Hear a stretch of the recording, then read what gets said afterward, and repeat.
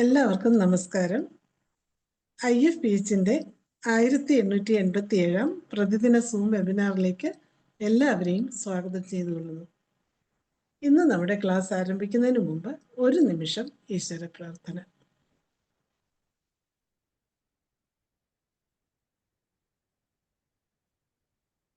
നന്ദി. ഇന്ന് നമുക്ക് അതിഥിയായി എത്തുന്നത് ഡോക്ടർ MS പീതാംബരൻ സാറാണ്. Retired CMO homeopathy. 42 വർഷത്തിലധികം ചികിത്സാ പരിചയം. വൈറ്റമിൻ ഡിയും ഹോമിയോപ്പതിയും എന്ന വിഷയത്തിൽ ക്ലാസ് എടുക്കുന്നതിന് ഡോക്ടർ MS പീതാംബരൻ സാറിനെ ആദരപൂർവ്വം ഈ പ്ലാറ്റ്ഫോമിലേക്ക് സ്വാഗതം ചെയ്തുകൊള്ളുന്നു. സാറിന് ആരംഭിക്കാം.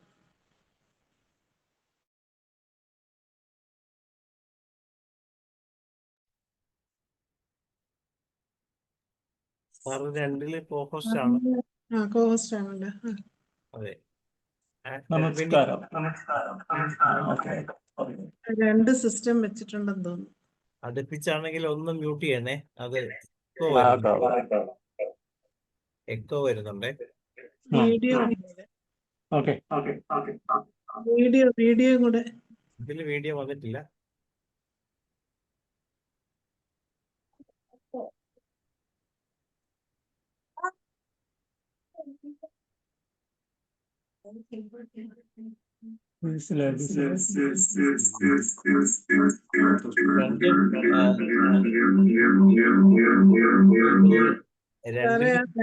രണ്ടിലും കൂടെ വെച്ചാല് എക്കോ കിട്ടുന്നുണ്ട്. സ്ലൈഡ് കാണാമോ? ഇപ്പൊ കുഴപ്പമില്ല. ഇപ്പൊ ശരിയായിട്ടുണ്ട്. കാണാം. സ്ലൈഡ് കാണാമോ? കാണാം.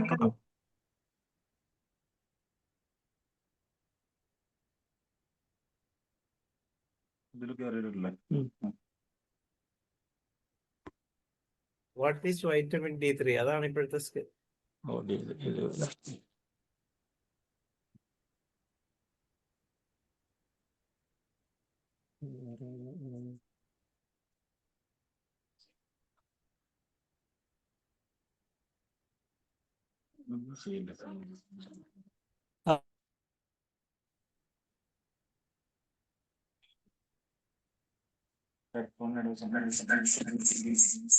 ഹലോ, എക്കോ വരുന്നുണ്ടല്ലോ സാറേ. എക്കോ വരുന്നുണ്ട്. ഹലോ. ഇപ്പൊ കുഴപ്പമില്ല.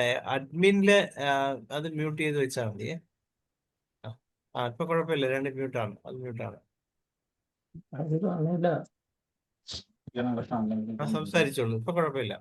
ഹലോ, സംസാരിച്ചോളൂ. കുഴപ്പമില്ല. ഹലോ, കേൾക്കാം സാറേ, കേൾക്കാം.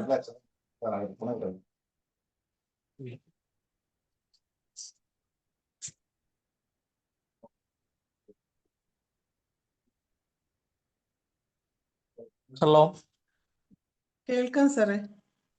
കേൾക്കാമോ? കേൾക്കാം.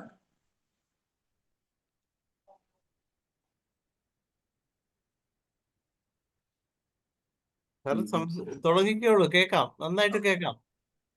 അവിടെ കേൾക്കാം. സംസാരിച്ചോളൂ.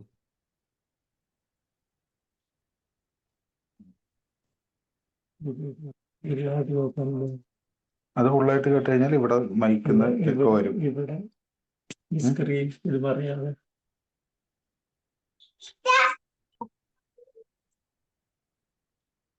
വീഡിയോ പോയേ.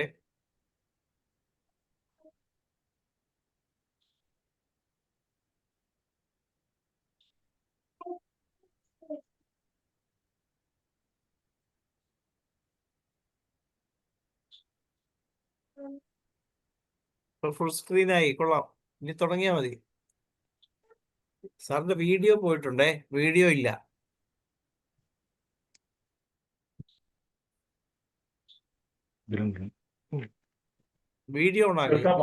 വീഡിയോ ഓണാക്കിയിട്ട് സംസാരിച്ചോളൂ. വീഡിയോ ഓണല്ല. ഇപ്പൊ കാണാം കേൾക്കാം. തുടങ്ങിക്കോളൂ. സ്ക്രീനിൽ എല്ലാവരും ഹലോ, കേൾക്കാം.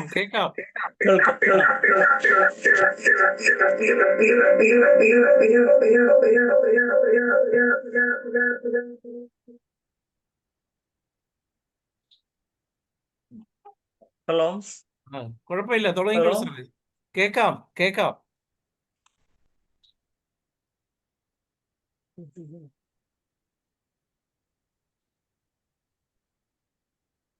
കേൾക്കുന്നുണ്ട് അവിടെ. ഹലോ കേൾക്കില്ല അവര് പറയുന്നത്. അച്ഛൻ ക്ലാസ് ചെയ്താൽ മതി. ഹലോ എനിക്ക് കേ- കേൾക്കാം. സാറേ കേൾക്കാം. കേൾക്കാൻ കേൾക്കാം. പറ്റില്ല. സാറ് പറഞ്ഞാൽ മതി. കേൾക്കാം, കാണാം. ഏ കേൾക്കുകയും ചെയ്യാം, കാണുകയും ചെയ്യാം. സാറങ്ങ് തുടങ്ങിയാൽ മതി. ഹലോ കാ- കേൾക്കാം. കേൾക്കാം അല്ലേ. ആ സോറി ഫോർ ദി ഇന്ററപ്ഷൻ. ഞാനിന്ന് പറയാൻ ആഗ്രഹിക്കുന്നത്, പറഞ്ഞിരുന്നത് വൈറ്റമിൻ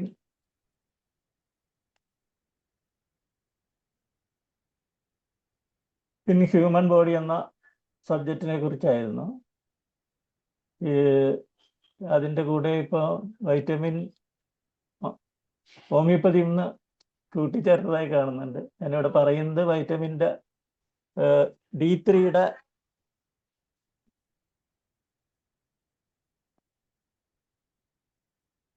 വൈറ്റമിൻ D3 ഫംഗ്ഷനെ കുറിച്ചും അതിൻ്റെ നമ്മുടെ മനുഷ്യ ശരീരത്തിൽ നടക്കുന്ന വലിയ മാറ്റങ്ങളെ കുറിച്ചും ഒക്കെയാണ്. കേൾക്കാമല്ലോ അല്ലേ? കേൾക്കാം സാറേ. ആ ആദ്യം തന്നെ എന്താണ് ഈ വൈറ്റമിൻ D3? അത് ഒരു ഫാറ്റ് സോലുബിൾ വൈറ്റമിനാണ്. കാൽസിഫെറോൾ എന്നാണ് അതിൻ്റെ ശരിയായ കെമിക്കൽ നെയിം. ഇത് നമ്മുടെ ശരീരത്തിൽ അൾട്രാവയലറ്റ് രശ്മികൾ ത്വക്കിൽ പതിക്കുമ്പോൾ ത്വക്കിൻ്റെ ഉള്ളിലുള്ള കൊഴുപ്പിൽ നിന്ന് വൈറ്റമിൻ D നിർമ്മിക്കപ്പെടുന്നുണ്ട്. നമുക്ക് ഫിഷിൽ നിന്നും, മുട്ടയുടെ മഞ്ഞയിൽ നിന്നും, ലിവറിൽ നിന്നും ഇത് ലഭിക്കുന്നുണ്ട്. ഈ വൈറ്റമിൻ D3 സാധാരണ രീതിയിൽ ഒരു ഇന്നാക്റ്റീവ് ഫോമിലാണുള്ളത്. അതായത് നമ്മൾ കഴിക്കുന്ന വൈറ്റമിൻ D ആയാലും നമുക്ക് സൂര്യപ്രകാശത്തിൽ അൾട്രാവയലറ്റ് രശ്മികൾ ത്വക്കിൽ പതിച്ചിട്ട് ശരീരം നിർമ്മിക്കുന്ന വൈറ്റമിൻ D ആയാലും അത് ഒരു പ്രവർത്തനക്ഷമതയുള്ള വൈറ്റമിൻ അല്ല, ഇന്നാക്റ്റീവാണ്. അപ്പോൾ അതിനെ നമ്മുടെ ശരീരത്തിൻ്റെ ഉള്ളിൽ വെച്ച് കൺവെർട്ട് ചെയ്തിട്ട് ഒരു ആക്റ്റീവ് ഹോർമോണായിട്ട് ബോഡിയുടെ ഉള്ളിലേക്ക് കൊണ്ടുപോകണം. ഇതിൻ്റെ സോഴ്സ് ഞാൻ നേരത്തെ പറഞ്ഞതുപോലെ തന്നെ അൾട്രാവയലറ്റ് രശ്മികളാണ്. 10 തൊട്ട് 30 മിനിറ്റ് വരെ ഒരു ദിവസം സ്കിന്നിൽ ഇത് പതിക്കുകയാണെങ്കിൽ ആവശ്യമുള്ള വൈറ്റമിൻ D ഉണ്ടാക്കുമെന്നാണ് പറയപ്പെടുന്നത്. ഇത് ഡിപ്പെൻഡ് ടൈം, ലാറ്റിറ്റ്യൂഡ്, പിഗ്മെൻറ്റേഷൻ ഇങ്ങനെ പറയുമ്പോൾ 10 തൊട്ട് 30 മിനിറ്റ് വരെ എപ്പോഴാണ് സൂര്യപ്രകാശം കൊള്ളേണ്ടതെന്ന് ഒരു പ്രശ്നമുണ്ട്. സൂര്യപ്രകാശം സാധാരണ നമുക്ക് കിട്ടുന്ന ലിറ്ററേച്ചറിലൊക്കെ പറയുന്നത് സൂര്യപ്രകാശം 10:30-നും 2-നും ഇടയിലാണ് സൂര്യപ്രകാശം ഏൽക്കേണ്ടതെന്നുള്ളതാണ്. അത്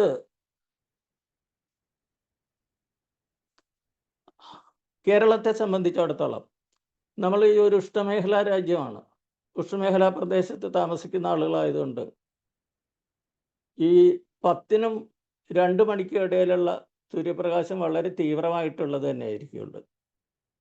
അത് തൊലിയുടെ മേലെ പതിച്ചു കഴിഞ്ഞാൽ, പ്രത്യേകിച്ചും നമ്മളുടെ വേനൽക്കാലത്തായത് ഏപ്രിൽ മെയ് മാസങ്ങളിലൊക്കെ ആണെങ്കിൽ പൊള്ളലുണ്ടാകാൻ നല്ല സാധ്യതയുണ്ട്. അതുകൊണ്ട് ഈ 10 മിനിറ്റ് നേരം 10 മണിക്കും 2 മണിക്കും ഇടയിലുള്ള സൂര്യപ്രകാശം കൊള്ളുന്നത് അപലഷണീയമാണെന്ന് തോന്നുന്നില്ല. എന്നാൽ ഈ സൂര്യപ്രകാശത്തിലെ തീവ്രമായ വൈറ്റമിൻ ഇത് UV ലൈറ്റുകൾ വരുന്നത് ഈ സമയത്ത് തന്നെയാണ്. സമൃദ്ധമായിട്ട് അൾട്രാവയലറ്റ് രശ്മികൾ ഭൂമിയിൽ പതിക്കുന്നത് ഈ സമയത്ത് തന്നെയാണ്.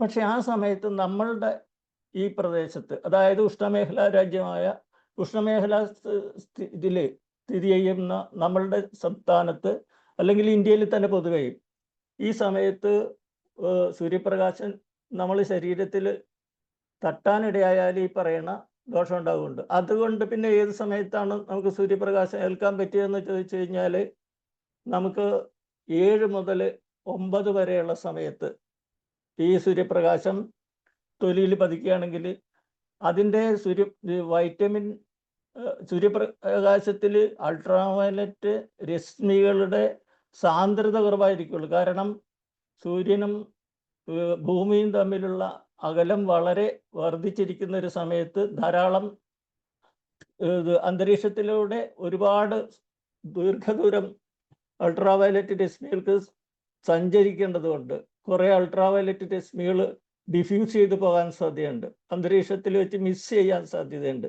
എന്നാൽ അവിടുത്തെ ശക്തി കുറഞ്ഞ കുറേ സൂര്യപ്രകാശമാണ് നമുക്ക് അന്നേരം കിട്ടുന്നത് അൾട്രാവയലറ്റ് രശ്മികളിലൂടെ. അത് ഈ 10 മിനിറ്റ് അല്ല 10 തൊട്ട് 30 മിനിറ്റ് എന്നുള്ളത് ഒരു 40-45 മിനിറ്റ് കൊണ്ടുകഴിഞ്ഞ് കഴിഞ്ഞാൽ അത്യാവശ്യത്തിനുള്ള അൾട്രാവയലറ്റ് രശ്മികൾ നമ്മുടെ തൊലിയിൽ പതിച്ച് ആവശ്യത്തിനുള്ള സൂര്യപ്രകാശം വൈറ്റമിൻ ഡി നിർമ്മിക്കപ്പെടാൻ സാധ്യതയുണ്ട്. ഇത് ഇനി ഈ സമയത്തെക്കുറിച്ച് പറയുകയാണെങ്കിൽ നമ്മൾ ഈ സമയം എല്ലാ സ്ഥലത്തും ഒരുപോലെ ആയിരിക്കില്ല സൂര്യപ്രകാശത്തിൻ്റെ. ഇപ്പോൾ ഭൂമിയുടെ പല ഭാഗത്തും സൂര്യൻ അസ്തമിക്കുകയും ചെയ്യുന്ന സമയത്തിൽ വലിയ വ്യത്യാസമുണ്ട്. ഉദാഹരണത്തിന് ഇവിടെ നമ്മൾ 9 മണി തൊട്ട് അല്ലെങ്കിൽ 7 മണി തൊട്ട് 9 മണി വരെയുള്ള സൂര്യപ്രകാശം കേൾക്കാൻ പറയുമ്പോൾ നിങ്ങൾ ചിലപ്പോൾ ഇംഗ്ലണ്ടിലോ മറ്റോ പോകുകയാണെങ്കിൽ അത് വിൻ്ററിലാണെങ്കിൽ അവിടെ ലണ്ടനിൽ സൂര്യന് ഉദിക്കുന്നത് ഒരു 8-8:30 മണിയാകുമ്പോഴാണ്. കാനഡയിൽ പോയി കഴിഞ്ഞാൽ അതേപോലെ അതിനേക്കാളും വൈകിട്ടായിരിക്കും. പല യൂറോപ്യൻ രാജ്യങ്ങളിലും വിൻ്റർ സീസണിൽ ഈ പറയുന്ന സമയത്ത് സൂര്യൻ ഉണ്ടാകില്ല. അപ്പോൾ യൂണിവേഴ്സൽ അല്ല ഈ സ്ഥലം. ഇത് ഓരോ പ്രദേശത്തിൻ്റെ ഇതനുസരിച്ച് കിടപ്പനുസരിച്ച് സൂര്യപ്രകാശത്തിൻ്റെ ലഭ്യത മാറിക്കൊണ്ടിരിക്കും. നമുക്ക് കേരളത്തിലോട്ട് മാത്രം വരികയാണെങ്കിൽ നമുക്ക് കരണീയമായിട്ടുള്ളത് ഈ അപകടമില്ലാതെ സൂര്യപ്രകാശം ലഭിക്കാനുള്ള സമയം 7 തൊട്ട് 9 മണി വരെയുള്ളതാണ്. വേറെ ഒരു ഘടകമുള്ളത് ഇതിൻ്റെ നമ്മളുടെ പിഗ്മെൻറ്റേഷൻ, തൊലിയിലുള്ള മെലാനിൻ്റെ അളവ് വർദ്ധിക്കുന്നതനുസരിച്ച് ഈ UV ലൈറ്റിൻ്റെ അബ്സോർഷൻ കുറഞ്ഞിരിക്കും. അങ്ങനെ വരുമ്പോൾ മെലാനിൻ, ഈ കറുത്ത തൊലിയുള്ള ആളുകൾക്ക് കുറേയും കൂടി കൂടുതൽ നേരം സൂര്യപ്രകാശം ഏറ്റാൽ മാത്രമേ നമുക്ക് ഇതിൽ നിന്ന് വേണ്ടത്ര അളവിൽ വൈറ്റമിൻ ഡി പ്രിപ്പയർ ചെയ്യാൻ പറ്റുള്ളൂ, ജനറേറ്റ് ചെയ്യാൻ പറ്റുള്ളൂ. ഇനി ഇതിൻ്റെ സോഴ്സ് സൂര്യപ്രകാശമാണ് ഒരു സോഴ്സ് എന്ന് പറഞ്ഞു. ഡയറ്ററി ഭക്ഷ്യ വസ്തുക്കൾ ഒന്ന് മത്സ്യമാണ്. Liver oil, salmon, mackerel, sardine, tuna, egg yolk, fortified milk supplements. ഈ ഫിഷ് നമ്മൾ പറയുമ്പോൾ സാൽമൺ നമ്മളുടെ കേരളത്തിൽ വളരെ അപൂർവമായിട്ട് കിട്ടുന്ന ഒരു മത്സ്യമാണ്. മറ്റ് യൂറോപ്യൻ രാജ്യങ്ങളിലൊക്കെ വളരെ ധാരാളമായി കിട്ടുന്ന മത്സ്യമാണ്. ഇപ്പം സാൽമൺ കേരളത്തിൽ വളരെ അപൂർവമായിട്ടാണെങ്കിലും വളരെ വലിയ സൂപ്പർ മാർക്കറ്റുകളിലൊക്കെ സാൽമൺ കിട്ടും. ഒരു കിലോക്ക് ഏതാണ്ട് 1500 രൂപ തൊട്ട് 2000 രൂപ വരെ കൊടുക്കണം. പക്ഷെ നമുക്ക് സുലഭമായി കിട്ടുന്ന മത്സ്യമാണ് മാക്രൽ, അത് അയലയാണ്. സാർഡിൻ മത്തിയാണ്. ടൂണ, ഈ മത്സ്യത്തിന് പല സ്ഥലത്തും കേരളത്തിൽ പല പേരാണ് പറയുന്നത്. ഇതിനെ ചൂര എന്ന് പറയും. അതേപോലെ തന്നെ ഈ കാസർഗോഡൊക്കെ ഇതിനെ തൂത എന്ന് പറയും.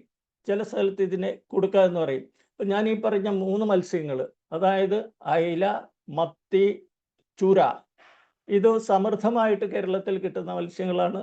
ഈ ടൂണ മത്സ്യം വളരെയേറെ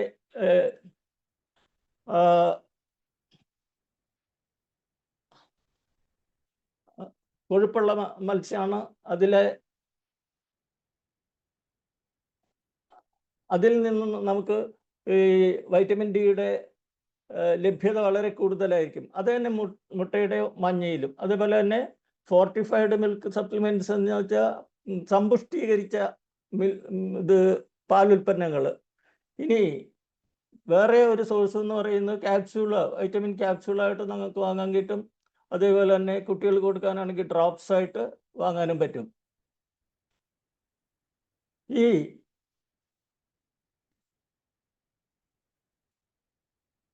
നമ്മൾ പറഞ്ഞു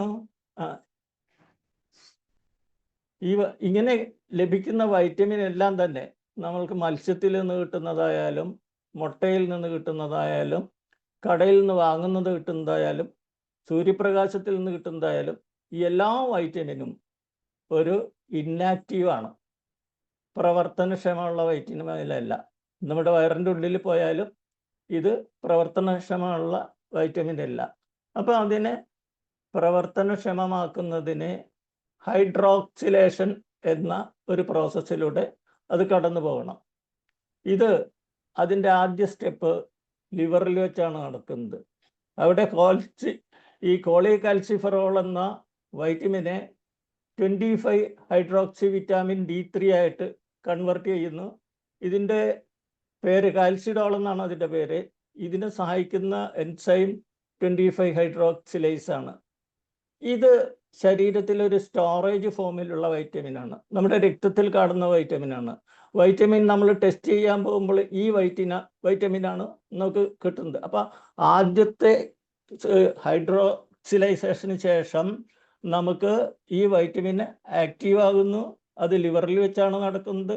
ഈ വൈറ്റമിൻ കോളികാൽസിഫെറോളിനെ 25 ഹൈഡ്രോക്സി വിറ്റാമിൻ D3 ആയി കൺവെർട്ട് ചെയ്യുന്നു. അതിൻ്റെ പേരാണ് കാൽസിഡോൾ. അതിന് സഹായിക്കുന്ന എൻസൈമാണ് 25 ഹൈഡ്രോക്സിലേസ്. അത് സ്റ്റോറേജ് ഫോമിലാണ്. രണ്ടാമത്തെ ഹൈഡ്രോക്സിലേഷൻ നടക്കുന്നത്, രണ്ടാമത് ഉള്ള ആക്ടിവേഷൻ നടക്കുന്നത് കിഡ്നിയിൽ വെച്ചിട്ടാണ്. ഇവിടെ ഈ 25 ഹൈഡ്രോക്സി വിറ്റാമിൻ D3 അല്ലെ 125 ഡൈ ഹൈഡ്രോക്സി വിറ്റാമിൻ D3 ആയിട്ട് കൺവെർട്ട് ചെയ്യുന്നു. ഇതിൽ ഉപയോഗിക്കുന്ന എൻസൈം 1-ആൽഫ ഹൈഡ്രോക്സിലേസ് ആണ്. ഇതിൻ്റെ പേര് കാൽസിട്രോൾ എന്നാണ്. ഇത് ബയോളജിക്കലി ഏറ്റവും ആക്റ്റീവായ ഫോമാണ്, വൈറ്റമിൻ്റെ ഏറ്റവും ആക്റ്റീവായ ഫോമാണ്. ഈ വൈറ്റമിനാണ് നമ്മുടെ ശരീരത്തിൻ്റെ നാനാതര ഉള്ള പ്രവർത്തന മേഖലയിൽ ഇത് ഉപയോഗപ്പെടുത്തിക്കൊണ്ട് ധാരാളം ചേഞ്ചസ് നമ്മുടെ ശരീരത്തിൽ വരുത്തിക്കൊണ്ടിരിക്കുന്നത്. ഇതിൻ്റെ ഫങ്ഷൻ എന്താ?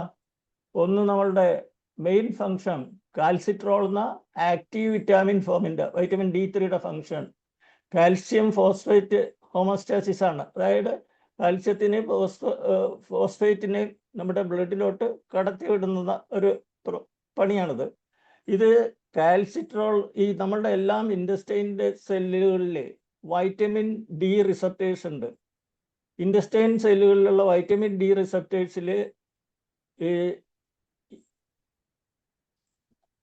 ഈ കാൽസിഡോള് ബൈൻഡ് ചെയ്യുമ്പോൾ അത് കാൽബിനിൻ എന്നൊരു പ്രോട്ടീനെ നിർമ്മിക്കുന്നു. ഇൻഡസ്റ്റൈൻ കോശങ്ങളിൽ കാൽസിട്രോൾ ബൈൻഡ് ചെയ്യുമ്പോൾ ആ വൈറ്റമിൻ ഇൻഡസ്റ്റൈൻ കോശങ്ങളിലുള്ള വൈറ്റമിൻ റിസപ്റ്റേഴ്സിൽ നമ്മളുടെ ഇൻഡസ്റ്റൈൻ കോശങ്ങളിൽ ഇൻഡസ്റ്റൈൻ സെല്ലുകളിൽ വൈറ്റമിൻ റിസപ്റ്റേഴ്സ് ഉണ്ട്. ആ വൈറ്റമിൻ റിസപ്റ്റേഴ്സ് കാൽസിട്രോള് ബൈൻഡ് ചെയ്യുന്ന സമയത്ത് അത് കാൽബിഡിൻ എന്ന ഒരു പ്രോട്ടീനെ സിന്തസിസ് ചെയ്യുന്നു.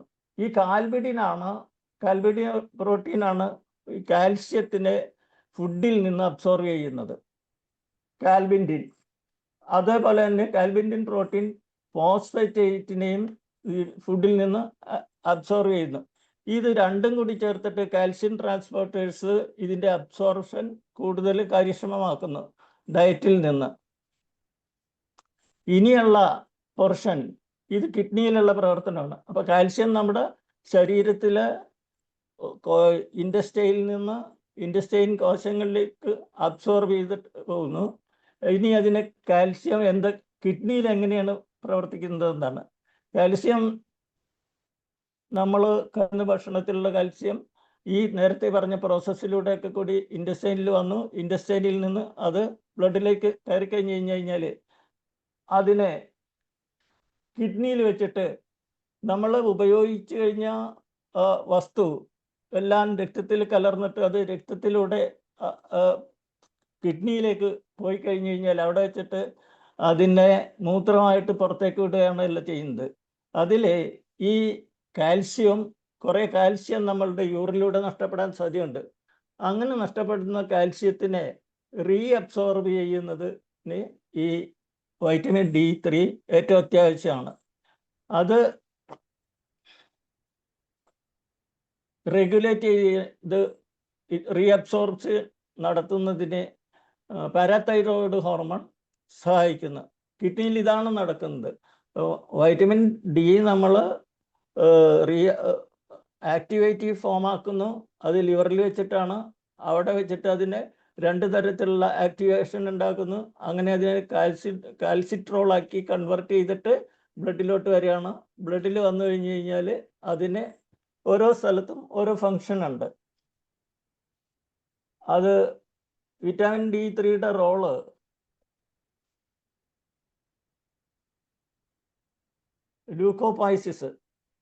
ലൂക്കോപൈസിസ് പറഞ്ഞാൽ ഇത് WBCയുടെ നിർമ്മാണമാണ്. അത് നമ്മൾ ബിഫോർ ബർത്ത് WBC നിർമ്മിക്കപ്പെടുന്നത് യോക്ക് സാക്കിലാണ്. അതേപോലെ തന്നെ ലിവറിൽ, അതേപോലെ തന്നെ സ്പ്ലീനിൽ. ബോൺ മാരോ അതിൻ്റെ ഫൈനൽ പെർമനൻ്റ് സൈറ്റാണ്. ഇനി ആഫ്റ്റർ ബർത്തിൽ ബോൺ മാരോ അതിൻ്റെ ഫ്ലാറ്റ് ബോൺസിൽ ഉള്ള ബോൺ മാരോ, അതായത് sternum, ribs, pelvis, vertebrae, long bone ends, നീളമുള്ള എല്ലുകളുടെ അറ്റങ്ങളിൽ, അഗ്രങ്ങളിൽ വെച്ചിട്ടൊക്കെയാണ് ഈ WBC അല്ലെങ്കിൽ രക്തകോശങ്ങൾ നിർമ്മിക്കപ്പെടുന്നത്. ഇതിനെ സഹായിക്കുന്നത്, ഇതിനെ സംരക്ഷിക്കുന്നതിന് ഈ വൈറ്റമിൻ ഡിക്ക് നല്ല വൈറ്റമിൻ D3യുടെ അഭാവത്തിൽ ഈ ലൂക്കോപോയിസിസ് നടക്കില്ല. ഈ മജ്ജയിൽ വെച്ചിട്ടും അതേപോലെ തന്നെ സ്പ്ലീനിൽ വെച്ചിട്ടുമുള്ള വൈറ്റമിൻ സിന്തസിസ് അല്ല WBCയുടെ നിർമ്മാണം നടക്കുന്നില്ല. ബോൺ മാരോയിൽ വെച്ചിട്ട് ഇതിൽ സ്റ്റേണത്തിൽ, റിബില്, പെൽവിസിൽ, വെർട്ടിബ്രയിൽ, നീളമുള്ള എല്ലുകളുടെ അഗ്രങ്ങളിൽ വെച്ചിട്ട് ഇതിൻ്റെ നിർമ്മാണം നടക്കുന്നുണ്ട്. കുറച്ച് WBC മെച്യൂർ ചെയ്തിട്ട് ഫർദർ അത് ലിംഫോയിഡിലേക്കും ലിംഫ് ഗ്ലാൻഡ്സിലേക്കും ഓർഗൻസിലേക്കും പോകുന്നു. പിന്നീട് ലിംഫ് നോഡ്സിൽ നിന്ന് സ്പ്ലീനിലും തൈമസിലേക്കും പോകുന്നുണ്ട്. അത് മോഡിഫൈഡ് ഇത് ബോൺ മാരോയിൽ വെച്ചിട്ട് ബോൺ മാരോയിലെ സ്റ്റെം സെല്ലിൽ വൈറ്റമിൻ D ആക്ട് ചെയ്തിട്ടാണ് ആ സ്റ്റെം സെല്ലിലെ സ്റ്റെം സെല്ലിൽ നിന്ന് WBC ഇത് നിർമ്മിച്ചു തരുന്നത്. അതിനെ പിന്നീട് ബോൺ മാരോയിൽ നിന്ന് അത് ചില വസ്തുക്കൾ ലിംഫോയിഡിലേക്ക് പോകുന്നു, ലിംഫ് നോഡ്സിലേക്ക് പോകുന്നു, തൈമസിലേക്ക് പോകുന്നു. തൈമസിലേക്ക് പോകുന്നത് അതിൻ്റെ ഏറ്റവും മെച്ചുറായിട്ടുള്ള ഒരു ഫോമിലുള്ള സ്പെഷ്യലൈസ് ചെയ്ത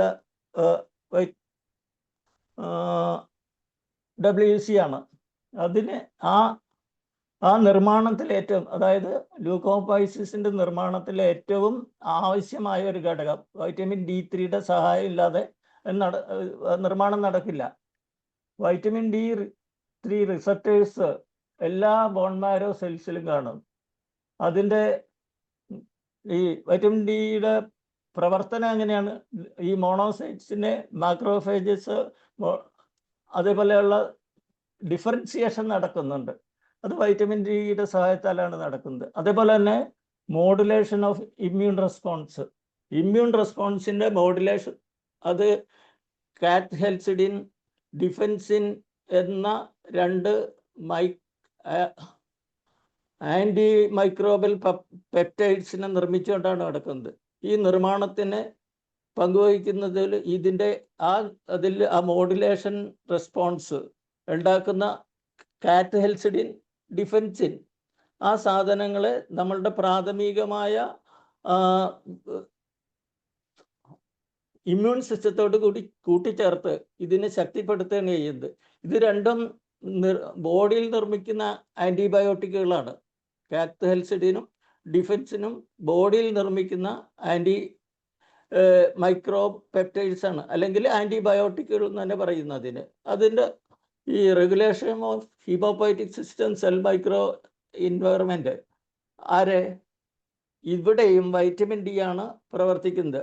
നമ്മുടെ ഹീമോപോയറ്റിക് സ്റ്റെം സെല്ലിൽ വരുന്ന മൈക്രോ എൻവയറമെൻറ്റിൽ, അതായത് ആ ഹീമോപോയറ്റിക് സെൽസിലുണ്ടാകുന്ന അതിസൂക്ഷ്മ തലത്തിലുള്ള എൻവയറമെൻറ്റിൽ വ്യത്യാസം പെടുത്തിക്കൊണ്ട് അതിൽ പലതരത്തിലുള്ള പുതിയ വസ്തുക്കൾ സൃഷ്ടിച്ചെടുക്കാൻ ഈ കാത്തഹെൽസിഡിൻ അതേപോലെ ഡിഫൻസിൻ പോലെയുള്ള പ്രോട്ടീനുകളെ, അത് ആൻറ്റി മൈക്രോബൽ പ്രോട്ടീനുകളാണ്.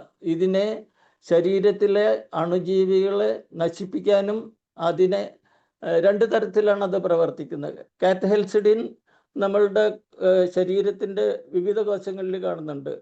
അതായത് എപ്പിത്തീലിയൽ ടിഷ്യൂവിൽ, സ്കിന്നിൽ കാണുന്നുണ്ട്, ലങ്സിൽ കാണുന്നുണ്ട്, ഇൻറ്റസ്റ്റൈനിൽ കാണുന്നുണ്ട്. ഇവിടെയൊക്കെ അത് ആൻറ്റിബയോട്ടിക് ഇഫക്റ്റാണ്. അവിടെ ഇരുന്ന ബാക്ടീരിയകളെ നശിപ്പിക്കാനും അതിനെതിരായിട്ടുള്ള പ്രോട്ടീനുകൾ ഉണ്ടാക്കി അതിനെ നശിപ്പിക്കാനും കഴിയുന്നതാണ്. ബാക്ടീരിയകളുടെ സെൽ ബോഡിയിൽ, സെൽ മെംബ്രെയിനിൽ പങ്ചർ, അതിനെ സെൽ ബോഡി ബ്രേക്ക് ചെയ്തിട്ടാണ് ഈ കാത്തഹെൽസിഡിൻ ബാക്ടീരിയകൾ നശിപ്പിക്കുന്നത്. ആ കാത്തഹെൽസിഡിൻ്റെ നിർമ്മാണത്തിലാണ് പങ്കുള്ളത്, വൈറ്റമിൻ ഡിയുടെ പങ്കുള്ളത്. അതേപോലെ തന്നെ ഹീമോപോയറ്റിക് സിസ്റ്റത്തിൻ്റെ സ്റ്റെം സെല്ല് നമുക്ക് എല്ലാവർക്കും അറിയാം. ഇത് മജ്ജയിലുള്ള ആ സ്റ്റെം സെല്ല്, അതിൽ നിന്നാണ് വൈറ്റമിൻ പ്രൊഡ്യൂസ് ചെയ്യുന്നത്. വൈറ്റമിൻ അല്ല, WCs രക്തകോശങ്ങൾ നിർമ്മിക്കുന്നത്. ആ രക്തകോശങ്ങളുടെ നിർമ്മാണത്തിൽ സ്റ്റെം സെല്ലിൻ്റെ അതിസൂക്ഷ്മ തലത്തിൽ ഇടപെട്ടുകൊണ്ട് അതിൻ്റെ പലതരത്തിലുള്ള പുതിയ വസ്തുക്കൾ നിർമ്മിച്ചെടുക്കുന്നതിന് വൈറ്റമിൻ ഡി സഹായിക്കുന്നു. Thus vitamin D indirectly supports leukopoiesis and balanced immune system. ഈ ബാലൻസ്ഡ് ഇമ്മ്യൂൺ സിസ്റ്റം എന്ന് പറഞ്ഞു കഴിഞ്ഞാൽ ഈ കാത്തഹെൽസിഡിനും ഡിഫൻസിനും ഒക്കെ ഇൻഫ്ലമേഷൻ ഉണ്ടാകുന്ന തരത്തിൽ രണ്ട് തരത്തിൽ പ്രവർത്തിക്കുന്നുണ്ട്. ഒന്ന് പ്രോ ഇൻഫ്ലമേഷനായിട്ടും ഒന്ന് ഇൻഹിബിറ്റ് ചെയ്യാനും, ഇൻഫ്ലമേഷനെ ഇൻഹിബിറ്റ് ചെയ്യാനും. എന്ന് പറഞ്ഞാൽ ഇൻഫ്ലമേഷൻ ഒരു ബാക്ടീരിയല അല്ലെങ്കിൽ വൈറൽ അറ്റാക്ക് ഉണ്ടാകുന്ന സമയത്ത് ഇൻഫ്ലമേഷൻ വരുന്നു. ആ ഇൻഫ്ലമേഷന് തന്നെ പല പ്രോസസ്സ് ഉണ്ടല്ലോ. ഒന്ന്, ആദ്യത്തെ ഇൻഫ്ലമേഷൻ കൂടുതൽ ബ്ലഡ് വെസൽസിനെ ഡയലേറ്റ് ചെയ്യുന്നു. ഡയലേറ്റ് ചെയ്യുമ്പോൾ അതിൽ നിന്ന് ധാരാളം ഫ്ലൂയിഡ് പുറത്തേക്ക് വരുന്നു. അതോടൊപ്പം തന്നെ ധാരാളം WCs ആ സ്ഥലത്തേക്ക് വരുന്നു. ഇൻഫ്ലമേഷൻ നടക്കുന്നു. ബാക്ടീരിയകളെ നശിപ്പിക്കുക, അതിനെ വളഞ്ഞ് പിടിക്കുക ചെയ്യുന്നു. അത് ഇൻഫ്ലമേഷൻ്റെ ഒരു പ്രോസസ്സാണ്. രണ്ടാമത്തെ പ്രോസസ്സ് ഇൻഫ്ലമേഷൻ ഉണ്ടായ സ്ഥലത്തുള്ള മാലിന്യങ്ങൾ നീക്കം ചെയ്യുന്നു. മൂന്നാമത്തെ പ്രോസസ്സ് അതിൻ്റെ റിപ്പയർ നടക്കുന്നു. ഇതിൽ കാത്തഹെൽസിഡിനും ഡിഫൻസിനും വലിയ പങ്കുണ്ട്. ഈ കാത്തഹെൽസിഡിൻ ഡിഫൻസിനും പ്രോ ഇൻഫ്ലമേഷനായിട്ടും ഇൻഹിബിറ്റ് ചെയ്യാനും ഇൻഫ്ലമേഷനെ ഇൻഹിബിറ്റ് ചെയ്യാനും പറ്റുന്നുണ്ട്. അതായത് അതിൻ്റെ അളവ് കൂടുന്നതനുസരിച്ചിട്ട് ഒരു ഉദാഹരണത്തിന് നമുക്കിപ്പോൾ കൊറോണ ഉണ്ടായല്ലോ.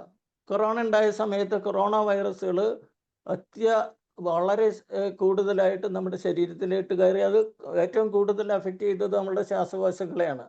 ശ്വാസകോശത്തിലേക്ക് ഈ ഇൻഫ്ലമേഷൻ ഉണ്ടാകുന്ന സമയത്ത് ഒരു സൈറ്റോകൈൻ സ്ട്രോമാണ് ഉണ്ടായത്. ഇൻഫ്ലമേഷൻ മെറ്റീരിയൽസ് ഒരു കൊടുങ്കാറ്റ് പോലെ നമ്മുടെ ശരീരത്തിലേക്ക് കടന്നിട്ട് അവിടെ വ്യാപകമായ രീതിയിൽ ഇൻഫ്ലമേഷൻ പ്രോഡക്ട്സ് ഉണ്ടാകുകയാണ് ചെയ്തത്.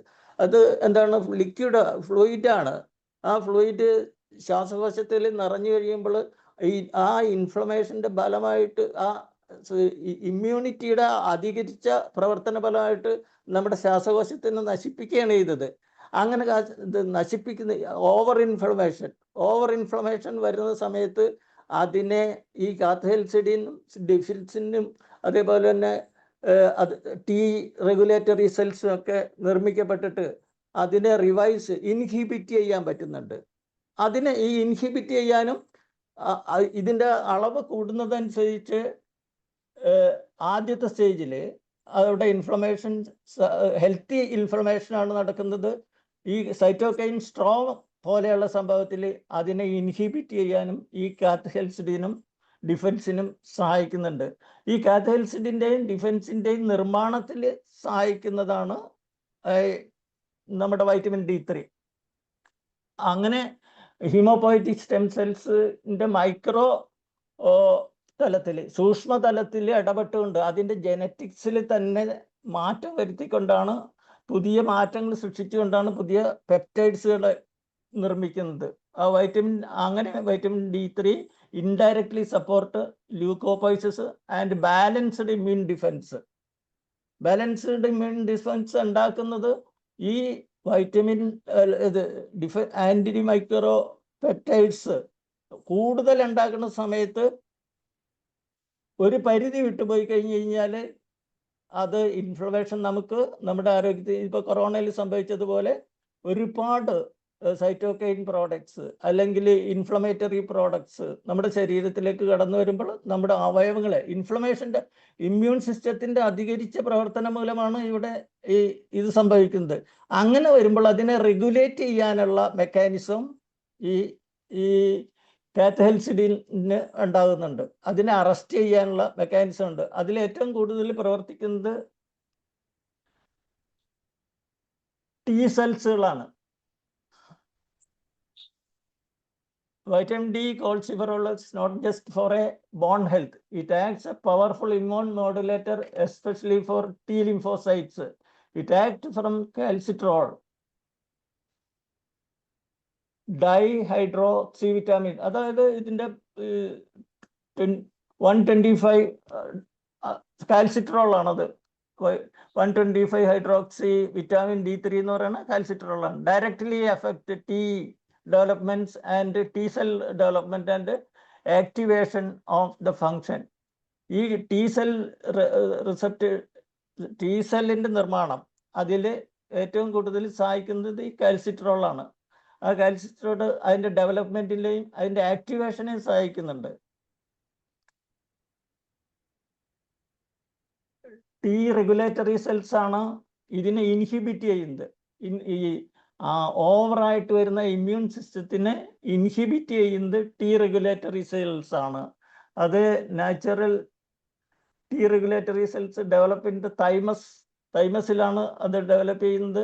Maintain self tolerance and prevent autoimmunity അത് പ്രിവെൻറ്റ് ചെയ്യുകയും ചെയ്യുന്നു. അതിൻ്റെ suppress self reactive T cells. Induced T regulatory cells develop in the peripheral tissue from naive T cells. Control information and response to antigen. Maintain mucosal tolerance gut. ഈ പ്രവർത്തനം എല്ലാം നടക്കുമ്പോൾ അതിനെല്ലാം അതിൻ്റെ ത്വരകമായിട്ടും അതിനെ ഉദ്ദീപിപ്പിക്കുന്നതുമൊക്കെ ഈ വൈറ്റമിൻ D3 എന്ന കാൽസിട്രോൾ ആണ്. Nervous system and brain. ഇത് vitamin D receptors present in several brain റീജിയനിൽ ഏതാണ്ട് എല്ലാ സ്ഥലത്തും വൈറ്റമിൻ D3യുടെ റിസപ്റ്റേഴ്സ് ഉണ്ട്. വൈറ്റമിൻ D3യുടെ റിസപ്റ്റേഴ്സിൽ വരുന്ന അതൊന്ന് സെറിബൽ കോർട്ടെക്സിലാണ്. അതേപോലെ തന്നെ ഹിപ്പോ ക്യാമ്പസിൽ, ഹൈപ്പോതലാമസിൽ, substantia nigra, amygdala. These areas are rich in neurons involved in mood, cognition, emotion, motor control and regulated neurotransmitters. ഈ സെറിബ്രൽ കോർട്ടെക്സിലും ഹിപ്പോ ക്യാമ്പസിലും ഹൈപ്പോതലാമസിലും സബ്സ്റ്റാൻഷ്യ നയാഗ്രയിലും അമൈഗഡലയിലും വൈറ്റമിൻ D റിസപ്റ്റേഴ്സ് ഉണ്ട്. ഈ വൈറ്റമിൻ D റിസപ്റ്റേഴ്സ് ഈ ഏരിയയിൽ പ്രവർത്തിച്ചിട്ടാണ് അതിൽ നിന്ന് ആവശ്യമായിട്ടുള്ള ന്യൂറോ ട്രാൻസ്മിറ്റേഴ്സ് നിർമ്മിക്കപ്പെടുന്നത്. ഇതിൽ mood, cognition, emotion, motor control ഇതെല്ലാം നിർമ്മിക്കുന്നത് ഈ ഏരിയകളിൽ നിന്നാണ്. അതിനെ സഹായിക്കുന്നതാണ്, അതിനെ റെഗുലേറ്റ് ചെയ്യുകയും കൺട്രോൾ ചെയ്യുകയും ചെയ്യുന്നത് ഈ വൈറ്റമിൻ ഡി ആണ്. അതിൻ്റെ ഉള്ള വൈറ്റമിൻ ഡിയുടെ റിസപ്റ്റേഴ്സ് ഈ ഓർഗൻസിൽ, ബ്രെയിനിലെ ഈ എല്ലാ സ്ഥലത്തും ഉണ്ട്. ഓരോ സ്ഥലത്തും ഓരോ തരത്തിലുള്ള ഹോർമോണുകളും ആണ് നിർമ്മിക്കപ്പെടുന്നത്. ആ വൈറ്റമിൻ ഡിയുടെ റിസപ്റ്റേഴ്സിൽ ഈ സെറിബ്രൽ കോർട്ടക്സിലായാലും ഹിപ്പോകാമ്പസിലായാലും ഹൈപ്പോതലാമസിലായാലും സബ്സ്റ്റൻഷ്യ നിഗ്രിലായാലും അമൈഗ്ഡലയിലായാലും ഈ റിസപ്റ്റേഴ്സിൽ ഇത് കാൽസിട്രോൾ വന്ന് ബൈൻഡ് ചെയ്യുമ്പോഴാണ് അവിടെ ആ ഹോർമോൺ സിന്തസിസ് അല്ലെങ്കിൽ ആ ന്യൂറോൺ പ്രോട്ടീൻ സിന്തസിസ് നടക്കുക. അപ്പോൾ ഇതിൻ്റെ ക്ലിനിക്കൽ റെലവൻസ് എന്താണെന്ന് വെച്ച് കഴിഞ്ഞാൽ വിറ്റാമിൻ ഡി അതിൻ്റെ ലോ ആയി കഴിഞ്ഞ് കഴിഞ്ഞാൽ സെറട്ടോണിൻ ആണ് ഉണ്ടാകേണ്ടത്. ലോ ആയി കഴിഞ്ഞാൽ സെറട്ടോണിൻ ഉണ്ടാകില്ല. അതുകൊണ്ട് ഡിപ്രഷൻ, ആങ്സൈറ്റി ആയിരിക്കുള്ളൂ ഫലം.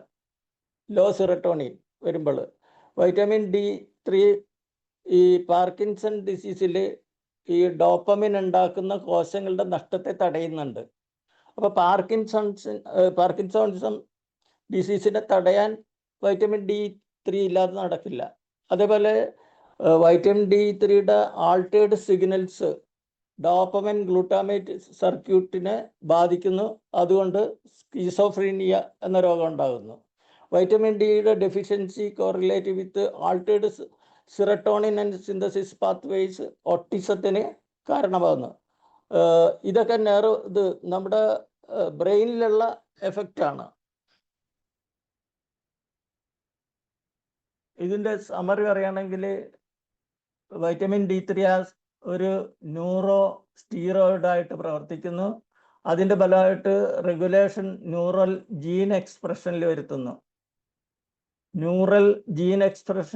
റെഗുലേഷൻ വരുത്തുന്നു. ജീനിലെ തന്നെ പ്രവർത്തനത്തിൽ മാറ്റപ്പെടുന്ന രീതിയിൽ അതിൻ്റെ ഘടനയിൽ ജീൻ മോഡുലേഷൻ വരുത്തുന്നുണ്ട്.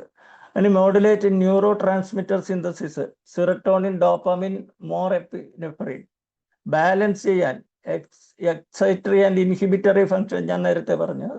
ഇതിപ്പോൾ നമ്മളുടെ ഇക്വലിബ്രിയം പൊസിഷൻ ബാലൻസ് ചെയ്യാനാണ്. മാനസിക തലത്തിൽ ഈ വ്യത്യാസം വരുത്തുന്നത്. ഗ്ലൂട്ടാമിൻ്റെയും ഗാബയുടെയും ഇക്വലിബ്രിയം ഉണ്ടെങ്കിൽ നമുക്കൊരു കാമായിട്ടുള്ള ഇത് കിട്ടുള്ളൂ.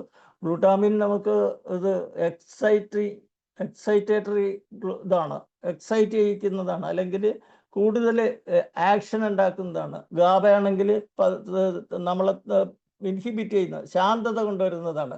ഇതിൻ്റെ രണ്ടിൻ്റെയും ഒരു ബാലൻസ് ഉണ്ടെങ്കിൽ മാത്രമേ ശരിയായ രീതിയിലുള്ള ഒരു മെൻ്റൽ കണ്ടീഷൻ നമുക്ക് രൂപപ്പെടുത്താൻ പറ്റുള്ളൂ. അതേപോലെ തന്നെ vitamin D supports neuroprotection, antioxidant and tropic effects. ന്യൂറോ പ്രൊട്ടക്ഷനെ സപ്പോർട്ട് ചെയ്യുന്നു. ആൻറ്റി ഓക്സിഡൻറ്റും ട്രോപ്പിക്കൽ ഇഫക്റ്റും ഉണ്ട്.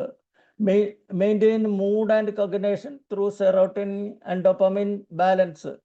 ഈ മൂഡും നമ്മുടെ വൈകാരിക മാനസിക ഭാവങ്ങളും ചിന്തയും നിയന്ത്രിക്കുന്നതിന് വേണ്ടിയിട്ടുള്ള സെറോട്ടോണിൻ ഡോപ്പാമിൻ ബാലൻസ് ക്രമീകരിക്കുന്നത് ഈ വൈറ്റമിൻ ഡി വരുന്ന റെഗുലേഷനും മോഡുലേഷനും കൊണ്ടാണ്. മസിൽസിലെ വൈറ്റമിൻ ഡി എന്താ ചെയ്യുന്നത്?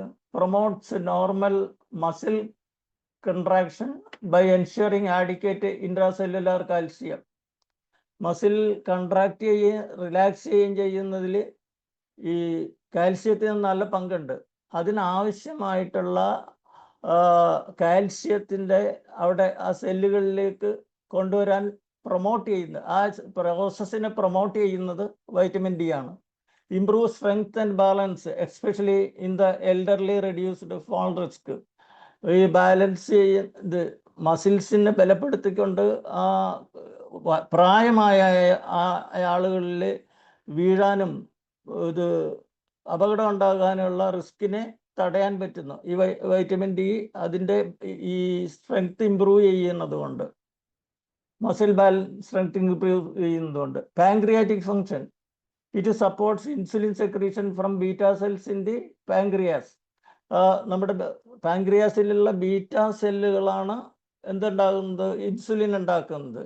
ആ ഇൻസുലിൻ ഉണ്ടാക്കണമെങ്കിൽ അവിടുത്തെ ബീറ്റാ സെല്ലിലുള്ള ഇത് വൈറ്റമിൻ റിസപ്റ്റേഴ്സിൽ ഈ കാൽസിട്രോള് ബൈൻഡ് ചെയ്യുമ്പോഴാണ് ബീറ്റാ സെല്ല്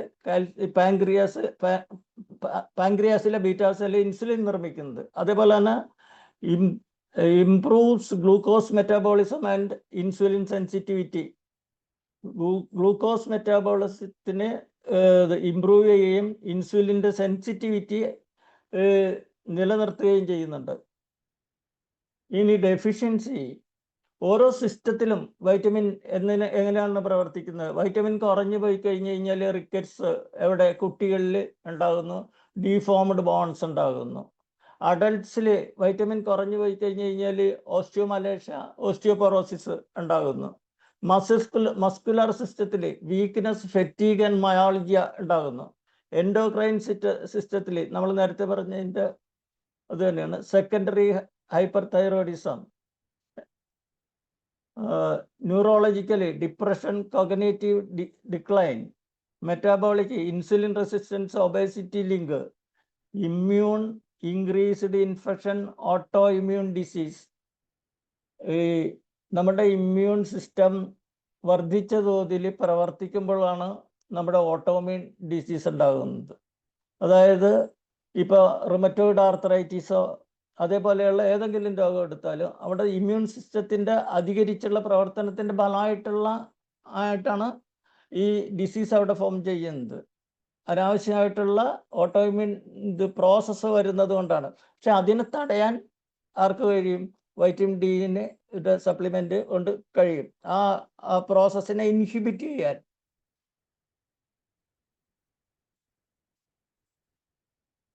ഇനിയുള്ളത് വൈറ്റമിൻ ഡി മാത്രമല്ല ഈ പ്രവർത്തനത്തിന്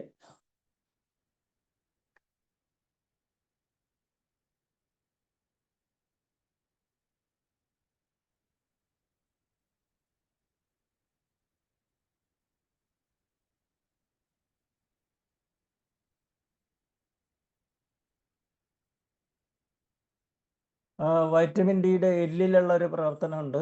അതിൽ ഇത് maintain proper mineralization and osteoid matrix. Osteoid അതായത് എല്ല് നിർമ്മിക്കുന്നത് ഇത് വൈറ്റമിൻ ഡിയുടെ ഓസ്റ്റിയോബ്ലാസ്റ്റ് എന്ന ബോണിൽ നിന്ന്, കണങ്ങളിൽ നിന്ന്. അത് ഓസ്റ്റിയോബ്ലാസ്റ്റ് ഉണ്ടാകുന്നത് എല്ലിലുള്ള സ്റ്റെം സെല്ലിലാണ്. അതിൽ നിന്ന് രൂപപ്പെട്ടു വരുന്നതാണ് ഓസ്റ്റിയോബ്ലാസ്റ്റ്. അത് ഓസ്റ്റിയോയിഡ് എന്നുള്ളൊരു ബോണിൻ്റെ പ്രാഥമിക രൂപത്തെ സൃഷ്ടിക്കുന്നു. ആ പ്രാഥമിക രൂപത്തിലെ ഓസ്റ്റിയോബ്ലാസ്റ്റ് സെക്രീറ്റ് ചെയ്തിട്ട് ഓസ്റ്റിയോ കാൽസ്യൻ, ഓസ്റ്റിയോപോയിറ്റിൻ ആൻഡ് ആൽക്കലൈൻ ഫോസ്ഫേറ്റ് ഇത്തരം എല്ലിൻ്റെ നിർമ്മാണത്തിനാവശ്യമായിട്ടുള്ള സെക്രീഷൻസ് ഉണ്ടാക്കിയിട്ട് അത് ബോണാക്കി കൺവെർട്ട് ചെയ്യുന്നു. ഇത് ആരുടെ സഹായത്താൽ? വൈറ്റമിൻ ഡിയുടെ സഹായത്താൽ. വൈറ്റമിൻ ഡി ആണ് ഇത് മജ്ജയിൽ നിന്ന് ഓസ്റ്റിയോയിഡിനെ നിർമ്മിക്കുന്നത്. ഓസ്റ്റിയോയിഡ് എന്ന് പറഞ്ഞു കഴിഞ്ഞാൽ ഓസ്റ്റിയോബ്ലാസ്റ്റ് ഉണ്ടാകുക. ആ ഓസ്റ്റിയോബ്ലാസ്റ്റ് ആണ് ഓസ്റ്റിയോയിഡ് ഉണ്ടാക്കുക. ഓസ്റ്റിയോയിഡ് എന്ന് പറഞ്ഞാൽ അതിൻ്റെ പ്രിമിറ്റീവ് സെല്ലാണ്. ആ സെല്ലിനെ ഓസ്റ്റിയോബ്ലാസ്റ്റിൻ്റെ പ്രവർത്തന ഫലം അതിൻ്റെ സെക്രീഷൻ ചെയ്തിട്ട് ഓസ്റ്റിയോബ്ലാസ്റ്റ് സെക്രീറ്റ് ചെയ്തിട്ട് ഓസ്റ്റിയോ കാൽസ്യനും ഓസ്റ്റിയോപോയിറ്റിനും ആൽക്കലൈൻ ഫോസ്ഫേറ്റും ഉണ്ടാക്കുന്നു. ഇതാണ് ഈ പ്രാഥമികമായിട്ടുള്ള ആ ബോൺ സെല്ലിൻ്റെ മീതെ ചേർത്ത് വെച്ചിട്ട് ബോണിനെ ഫോം ചെയ്യുന്നത്. ഇവിടെ ആ ബോൺ അങ്ങനെ ഉണ്ടാക്കി കഴിഞ്ഞതിന് ശേഷം ഇത് തിരിച്ച് ബോണിൽ നിന്ന് കാൽസ്യം ഡിറ്റാച്ച് ചെയ്തിട്ട് കൊണ്ടുവരുന്ന ഒരു പ്രവർത്തനമുണ്ട്. അതിനും ഈ വൈറ്റമിൻ ഡി ആണ് സഹായിച്ചിട്ട് വരുന്നത്. എപ്പോഴെല്ലാമാണ് ബോണിൽ ഇത് നമ്മുടെ രക്തത്തിലെ ബ്ലഡിൽ കാൽസ്യം കുറഞ്ഞു പോകുന്നത്, അപ്പോൾ ഈ ബോണിൽ നിന്ന് തന്നെ കാൽസ്യത്തിനെ ഇത് തിരിച്ച് കൊണ്ടുവരാൻ, ബ്ലഡിലേക്ക് കൊണ്ടുവരാൻ കഴിയുന്നു. റിവേഴ്സ് ആക്ഷൻ അതിന് പാരാതൈറോയ്ഡ് ഹോർമോണിൻ്റെ പ്രവർത്തനത്തിൽ കൂടെയാണ് നടക്കുന്നത്. അങ്ങനെ ബോൺ ഫോർമേഷനിൽ പ്രൈമറി ബോണിൻ്റെ സെല്ലിൻ്റെ ഓസ്റ്റിയോയിഡ് എന്ന് പറയുന്ന ആ വസ്തു, അത് ബോണല്ല, ഒരു കൊളാജൻ ടിഷ്യൂ ആണ്. അതിൻ്റെ മീതെ ഈ വസ്തുക്കൾ ഓസ്റ്റിയോബ്ലാസ്റ്റ് നിർമ്മിച്ചെടുക്കുന്ന ഈ ഓസ്റ്റിയോകാൽസിൻ, ഓസ്റ്റിയോപോയിറ്റിൻ, ആൽക്കലൈൻ ഫോസ്ഫേറ്റ് അതേപോലത്തെ വസ്തുക്കൾ ചേർത്ത് വെച്ചിട്ടാണ് ഈ ബോൺ ഫോർമേഷൻ നടക്കുന്നത്. ഈ സ്ലൈഡ് ഞാൻ വിട്ടുപോയതുകൊണ്ട് രണ്ടാമത് പറഞ്ഞതാണ്.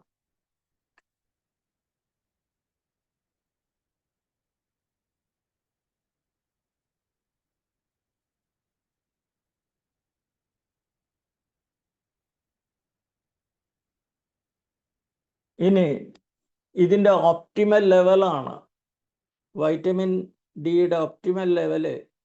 അത് 20 നാനോഗ്രാമിന് താഴെ വന്നു കഴിഞ്ഞാൽ അത് ഡെഫിഷ്യൻ്റ് ആയിട്ട് കണക്കാക്കുന്നു, കുറവായിട്ട് കണക്കാക്കുന്നു. 20 തൊട്ട് 30 വരെ ആണെങ്കിൽ ഇന്നെഫിഷ്യൻ്റ് ആയിരിക്കും. 30 തൊട്ട് 60 നാനോഗ്രാം വരെ പെർ മില്ലി ലിറ്ററിൽ ഒപ്റ്റിമൽ ആയിരിക്കുള്ളൂ. ആവശ്യമുള്ള ഒരു ക്രമത്തിലുള്ള ആവശ്യം. 100ൻ്റെ മീതെ പോയി കഴിഞ്ഞ് കഴിഞ്ഞാൽ ഹൈപ്പർ കാൽസീമിയ ഉണ്ടാക്കാനുള്ളത് ടോക്സിക്കാണ്. ഹൈപ്പർ കാൽസീമിയ ബ്ലഡിൽ കൂടുതൽ കാൽസ്യം ഉണ്ടായി വരാനുള്ള സാധ്യതയുണ്ട്.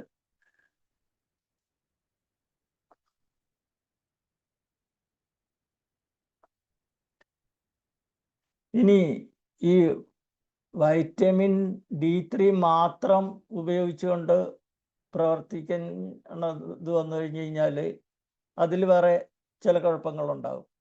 വൈറ്റമിൻ ഡി മാത്രം ഉപയോഗിക്കുകയാണെങ്കിൽ ഈ കാൽസ്യം ഒരുപാട് അബ്സോർവ് ചെയ്യാം. കാൽസ്യം കൂടുതൽ അബ്സോർവ് ചെയ്ത് കഴിഞ്ഞാൽ കാൽസ്യം എവിടെ പോയി ചേരണമെന്നുള്ളത് ഒരു പ്രത്യേകതയുണ്ട്, ഒരു സിറ്റുവേഷൻ ഉണ്ട്. കാൽസ്യം എല്ലിൽ തന്നെ പോയി ചേരണം. അതിന് വൈറ്റമിൻ ഡിയോടൊപ്പം വൈറ്റമിൻ K2 വേണം. വൈറ്റമിൻ K2 നമുക്ക് ഭക്ഷണത്തിലൂടെ കിട്ടുന്ന ഒന്നല്ല. വൈറ്റമിൻ K നമുക്ക് ഭക്ഷണത്തിലൂടെ കിട്ടും. എല്ലാം പച്ച നിറമുള്ള സസ്യങ്ങളിലും K ഉണ്ടാകും. പക്ഷേ അതിനെ K2 ആയിട്ട് ട്രാൻസ്ഫർ ചെയ്യാൻ മനുഷ്യ ശരീരത്തിൽ കഴിയില്ല. അതെന്താണെന്ന് വെച്ച് കഴിഞ്ഞാൽ വൈറ്റമിൻ K പച്ചിലകൾ ഭക്ഷിച്ച് K എന്നുള്ള വൈറ്റമിൻ വരെ നമുക്ക് ഉണ്ടാക്കാൻ പറ്റും. പക്ഷേ അതിനെ K2 എന്നുള്ള ഫോമിലിട്ട് കൺവെർട്ട് ചെയ്യണ നമുക്ക് പറ്റും. അത് K2 എന്നുള്ള ഫോമിലോട്ട് കൺവെർട്ട് ചെയ്യുന്നത് മൃഗങ്ങളിലാണ്. പ്രത്യേകിച്ചും വലിയ മൃഗങ്ങളിൽ, പശു അതേപോലെ എരുമയൊക്കെയുള്ള പല മൃഗങ്ങളിൽ, അവരുടെ ട്യൂബിൽ അവരുടെ ഇൻഡസ്റ്റൈൻ്റെ നീളം ഏതാണ്ട് 60 മീറ്റർ വരെ വരുന്നുണ്ട്. നമ്മളുടെ ഇൻഡസ്റ്റൈൻ്റെ അല്ല, നമ്മുടെ GI ട്രാക്റ്റിൻ്റെ നീളം ഏതാണ്ട് 6-7 മീറ്ററാണ് ഉണ്ടാകുന്നത്. അതിൻ്റെ ഏതാണ്ട് 6 ഇരട്ടിയോളം തന്നെ ഈ പശുവിൻ്റെയും എരുമയുടെയൊക്കെ ഇൻഡസ്റ്റൈനിലേക്ക് വരുന്നത്. അവിടെ ഈ പച്ച ഇലകളും അതൊക്കെ തിന്നിട്ടാണല്ലോ, പച്ച ഇലകളും സസ്യങ്ങളും തിന്നിട്ടാണ് ഈ മൃഗങ്ങൾ അവരുടെ ആഹാരത്തിൽ നിന്ന് വേണ്ടത്ര ഗ്ലൂക്കോസ് അതൊക്കെ ഉണ്ടാക്കുന്ന അവർ ഇലകളൊക്കെ തിന്നിട്ട് തന്നെയാണ്. പക്ഷേ അതിന് ഈ ദഹിച്ച് വരാനുള്ള സമയം നമ്മളുടെ ഇതിനേക്കാൾ ഇരട്ടിയാണ്. അത് അതിൻ്റെ ഇൻഡസ്റ്റൈൻ്റെ GI ട്രാക്റ്റിൻ്റെ നീളം തന്നെ 50-60 മീറ്റർ വരുമെങ്കിൽ നമ്മളുടെ 6-7 മീറ്ററാണ് വരുന്നത്. അപ്പം ആ സമയത്ത് ഈ പച്ചിലകളിൽ നിന്ന് രൂപപ്പെട്ടു വരുന്ന വൈറ്റമിൻ K എന്നത് K2 ആയിട്ട് കൺവെർട്ട് ചെയ്യാൻ അതിൻ്റെ ഇൻഡസ്റ്റൈനിലുള്ള ബാക്ടീരിയകൾ, അതിൽ മൈക്രോബയോൺസ് ആക്ട് ചെയ്യുമ്പോൾ അതിന് കൂടുതൽ സമയം കിട്ടുന്നു. അതുകൊണ്ട് അവിടെ K എന്ന വൈറ്റമിനെ K2 ആക്കി കൺവെർട്ട് ചെയ്യാൻ മൃഗങ്ങൾക്ക് കഴിയും, പ്രത്യേകിച്ചും പശു, എരുമ മുതലായ മൃഗങ്ങൾക്ക്. അപ്പം അവരുടെ പ്രോഡക്റ്റിൽ നിന്ന്, അവരിൽ നിന്ന് കിട്ടുന്ന കൊഴുപ്പുള്ള പ്രോഡക്റ്റിൽ നിന്ന് നമുക്ക് K2 കിട്ടും. മാത്രം ഈ K2വിൻ്റെ ഫങ്ഷൻ എന്താണെന്ന് നമുക്ക് നോക്കാം. ഇത് രണ്ടും കൂടി ആക്ട് ചെയ്യുന്ന റോളും വൈറ്റമിൻ K2യുടെ റോളും അതിൻ്റെ കമ്പൈൻഡ് ഇഫക്റ്റ് നമുക്ക് ഈ ടാബുലേഷനിൽ നോക്കാം.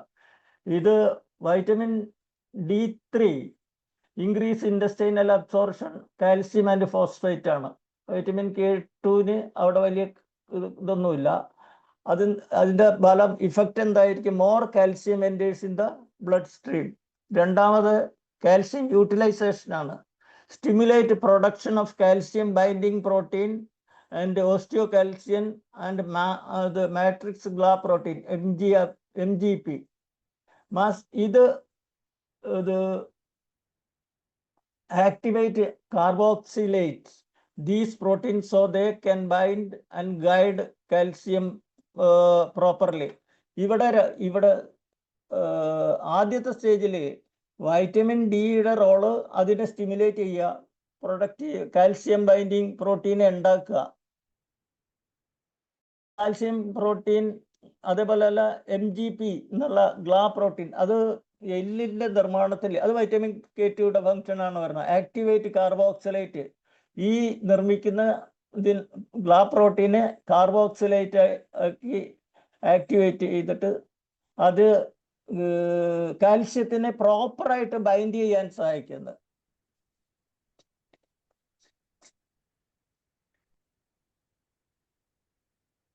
അതായത് ഈ നമ്മൾ ഉണ്ടാക്കുന്ന കാൽസ്യത്തിനെ എവിടെയാണ് കൊണ്ടുപോയി അറ്റാച്ച് ചെയ്യേണ്ടത്, അത് കൃത്യമായി എവിടേക്ക് കൊണ്ടുപോകണം. പല സ്ഥലത്തേക്ക് വേണമെങ്കിൽ കൊണ്ടുപോകാം. കാൽസ്യം ബോണിലല്ലാതെ, ബോണിലും ടീത്തിലും അല്ലാതെ വെസൽസിലേക്ക് കൊണ്ടുപോകാം, ടിഷ്യൂസിലേക്ക് കൊണ്ടുപോകാം, തൊലിയുടെ അടിയിലേക്ക് കൊണ്ടുപോകാം. പക്ഷെ അതിനെ സഹായിക്കുന്നത്, അതിന് പ്രോപ്പറായിട്ട് അതിനെ നമ്മളുടെ ബോൺ ടിഷ്യൂയിലേക്ക്, അതായത് പല്ലിലേക്കും എല്ലിലേക്കും കൊണ്ടുപോകാൻ ആര് വേണം? K2 വേണം. ഇല്ലെങ്കിൽ അതിൻ്റെ കമ്പൈൻഡ് ഇഫക്റ്റ് എന്താണ്? Calcium gets directed to bone not arteries. ആർട്ടറിയിൽ പോയാൽ എന്താണ് വരുന്നത്? ആർട്ടറിയുടെ ഉള്ളിൽ ഈ കാൽസ്യം പറ്റി പിടിച്ചു കഴിഞ്ഞാൽ അതിരോസ്ക്ലിറോസിസ് ഉണ്ടാകുന്നു, അത് സ്ട്രോക്കിന് കാരണമാകുന്നു. അപ്പോൾ കാൽസ്യത്തിൻ്റെ വൈറ്റമിൻ D3യോടൊപ്പം വൈറ്റമിൻ K2 കൂടി ഇല്ലാതെ നമുക്ക് ശരിയായ രീതിയിൽ നമ്മുടെ ശരീരത്തിലെ പ്രവർത്തനത്തിനെ കൊണ്ടുപോകാൻ കഴിയില്ല. ഈ വൈറ്റമിൻ K2ന് വേറൊരു ഇതും കൂടിയുണ്ട്.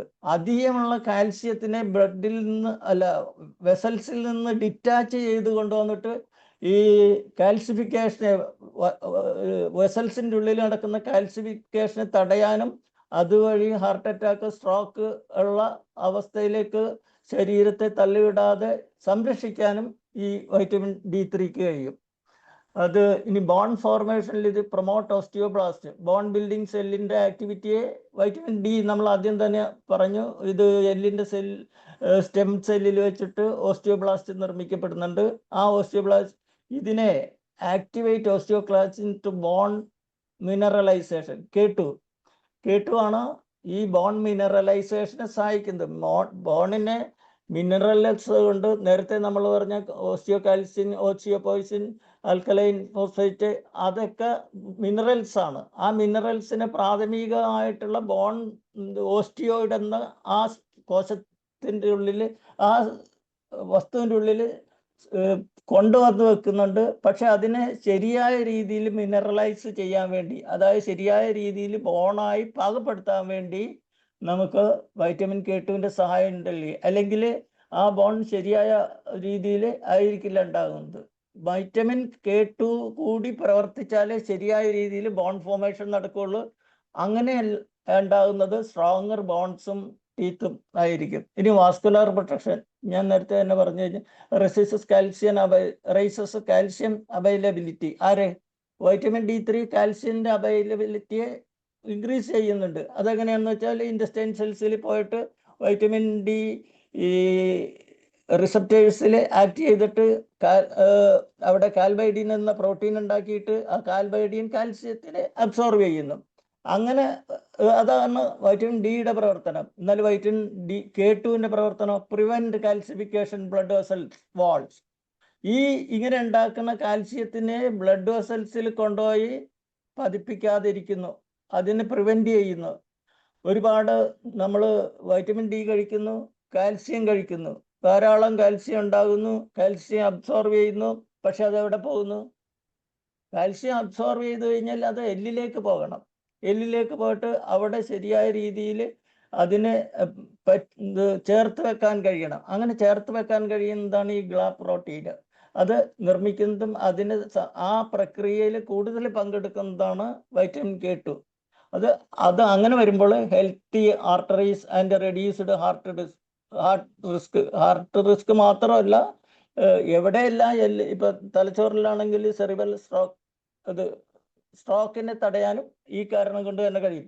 ആർട്ടറിയിലുള്ള കാൽസിഫിക്കേഷനെ ഡീകാൽസിഫിക്കേഷൻ നടത്താൻ, തിരിച്ചു കൊണ്ടുവരാൻ വൈറ്റമിൻ K2 കഴിയും. അപ്പോൾ in short, D3 increases calcium level and vitamin K2. Vitamin K2 ensures that calcium goes to the right place.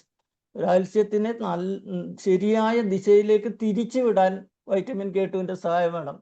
Without K2, vitamin D3 Elon can be problematic, ഒരു ഇത് പ്രശ്നക്കാരനാകാം. വിറ്റാമിൻ D3 K2 അഭാവത്തിൽ ഒരു പ്രശ്നക്കാരനായിരിക്കാം. The vitamin D3 supplemented without adequate K2, calcium absorption increase due to D3. ഈ vitamin K2 അഭാവത്താല്, vitamin K2 അഭാവത്താല് D3 calcium absorption increase ചെയ്യുകയും അത് വേണ്ടാത്ത സ്ഥലത്തൊക്കെ പോയി കാൽസ്യം ഇത് ചേർത്ത് വെക്കുകയും ചെയ്യുന്നത് വഴിയാണ് ഈ അതിറോസ്ക്ലീറോസിസ് ഉണ്ടാകാൻ ഒരു കാരണം. അപ്പോൾ but K2 is deficient, calcium cannot be properly utilized. If K2 is deficient, അതായത് K2 അഭാവത്താൽ കാൽസ്യം പ്രോപ്പർലി യൂട്ടിലൈസ്, കാൽസ്യത്തിനെ ശരിയായ രീതിയിൽ നമുക്ക് ഉപയോഗിക്കാൻ കഴിയുന്നില്ല. അപ്പോൾ കാൽസ്യം ഡിപ്പോസിറ്റ്സ്, നേരത്തെ പറഞ്ഞ തന്നെയാണ്, calcium deposits in the arteries, kidneys, soft tissue, arterial calcification, kidney stone. Thus, K2 prevent the misdirection of calcium that can occur with high D3. K2 ഇല്ലാതെ കാൽസ്യത്തിൻ്റെ പ്രവർത്തനം മൂലം ഹൈ D3 ഉണ്ടാകും, ഇൻടേക്ക് ഉണ്ടാകും. Intake കൂടും ഇതില്ല എങ്കിൽ, പ്രോപ്പറായിട്ട് K2 ഇല്ല എങ്കിൽ. അത് നേരത്തെ പറഞ്ഞ കുഴപ്പങ്ങൾക്ക് ശരീരത്തിൽ കാരണമായി തീരുന്നുണ്ട്. മൊത്തത്തിൽ പറയുകയാണെങ്കിൽ ഈ വൈറ്റമിൻ D3 ആക്ഷൻ 3 മിനിറ്റ് ആണുള്ളത്. ഇനി സ്ലൈഡ് ഇതൂടെ ഉള്ളോ? ഇതും കൂടിയുള്ളൂ. കാൽസ്യം ഫോസ്ഫേറ്റ്സ് അബ്സോർപ്ഷൻ ആണ് ഒരു, ഇത് ചുരുക്കി പറയണം, നമ്മൾ പറഞ്ഞ കാര്യങ്ങളെല്ലാം കൂടി ഒന്ന് ഷോർട്ട് ചെയ്ത് പറയുന്നത്.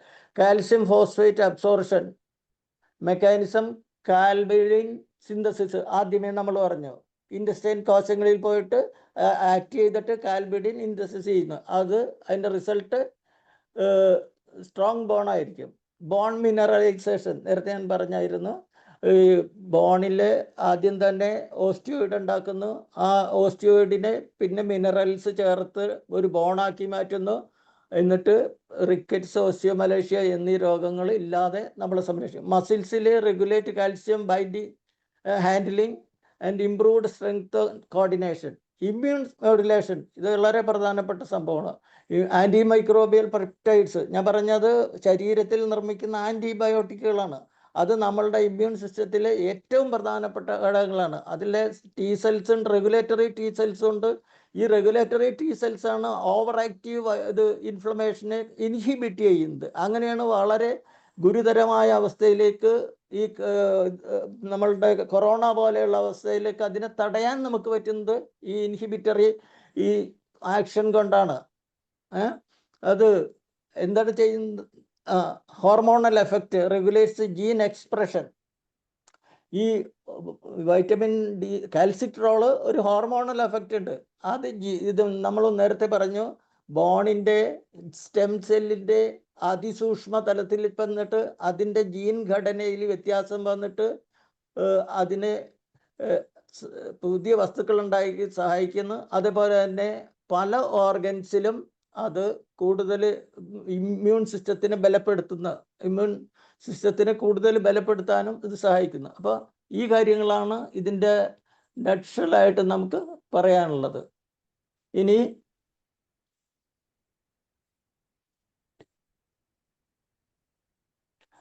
വിട്ടുപോയതൊന്ന് കണ്ടീഷൻ, ഇത് നമ്മൾ ഇതെങ്ങനെയാണ് ഈ വൈറ്റമിൻ D3 ഡെഫിഷ്യൻസി വന്നാൽ ഇത് സ്ലൈഡ് ഉണ്ടെങ്കിലേ നമുക്ക് അടുത്ത ബാക്കി കൂടെ ആയിട്ട് ചെയ്താലോ? ഇത് മാത്രമേ ഉള്ളൂ. നമ്മൾ എത്ര ഇത് വൈറ്റമിൻ D കഴിക്കണം എന്നുള്ളതിന് മാത്രമേ ഉള്ളൂ. സിറം ടിപ്പിക്കൽ ഡെഫിഷ്യൻസി വരുന്ന അവസരത്തിൽ 20 തൊട്ട് 30 വരെ ഉള്ളെങ്കിൽ പെർ ഡേ നമ്മൾ 2000 to 4000 ഇന്റർനാഷണൽ യൂണിറ്റ് കഴിക്കണം. അത് 8 തൊട്ട് 12 വീക്ക് വരെ. അത് കഴിഞ്ഞാൽ പെർ ഡേ 1000 to 200 വരെ കഴിക്കണം. മോഡറേറ്റ് ഡെഫിഷ്യൻസി എന്ന് കഴിഞ്ഞ് കഴിഞ്ഞാൽ മൈൽഡ് ഡെഫിഷ്യൻസിയിലാണ് ഞാൻ പറഞ്ഞത്. നമ്മളുടെ വൈറ്റമിൻ നോക്കുമ്പോൾ D3 നോക്കുമ്പോൾ 20 തൊട്ട് 30 വരെയാണ് ഉള്ളതെങ്കിലാണ് ഈ 2000 തൊട്ട് 4000 ഇന്റർനാഷണൽ യൂണിറ്റ് വരെ. അത് 8 ദിവസം മുതൽ 12 ആഴ്ച വരെയാണ്. പിന്നെ മെയിൻറ്റെയിൻ ചെയ്യാൻ വേണ്ടി ഓരോ ദിവസം 1000 to 2000 ഇന്റർനാഷണൽ യൂണിറ്റ് വരെ. മോഡറേറ്റ് ഡെഫിഷ്യൻസി വരുമ്പോൾ 10 തൊട്ട് 20 വരെ ആണ് ഇതിൻ്റെ അളവെങ്കിൽ അവിടെ ഇത് 5000 ഇന്റർനാഷണൽ യൂണിറ്റ് വീക്കിലി കഴിക്കണം. 8 തൊട്ട് 12 വീക്ക് കഴിക്കണം.